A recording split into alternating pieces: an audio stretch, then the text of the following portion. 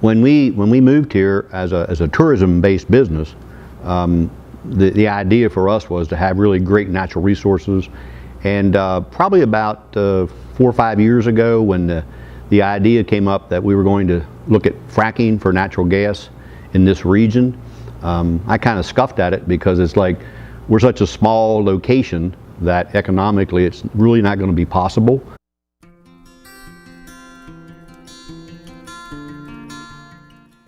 We absolutely are opposed to hydraulic fracking, because what got us here 20 years ago, our deliberate move, is the thing that we want to stay, we want to be able to keep to do that.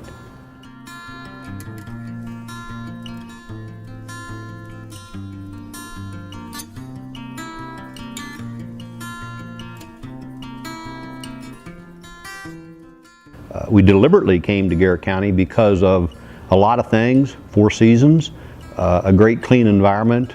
We came here because of it being a destination, and we chose this area just because of the ability to do a lot of outdoor tourism activities.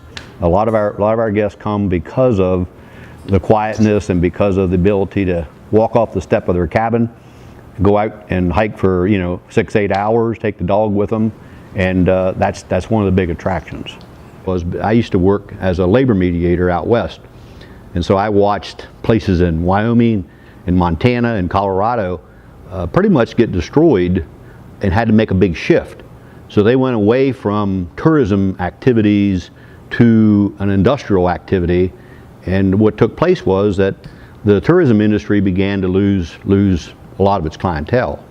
Those guys that travel from Oklahoma or Wyoming or Montana, they are traveling road crew, and they go from place to place to place. When they get here or someplace else, they work the job out, they leave, and what's left is, well, good luck. And if I sat here and look at 4 Mile Ridge wind turbine project, and I'm 100% pro wind energy, in the initial pieces of that, they were very successful in creating hundreds of jobs. And those 14 wind turbines created a lot of tax base for the county.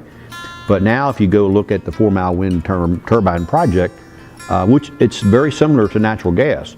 So once we got the turbines up and running and things are happening, there's 3 people to support the whole project.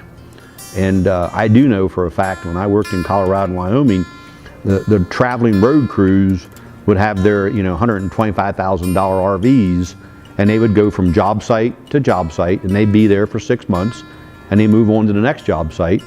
But when they really left the area, there were no jobs left over. And these guys weren't working 8-hour days. They were working 12 and 14 and 16-hour days, and they were making double time and making lots of money.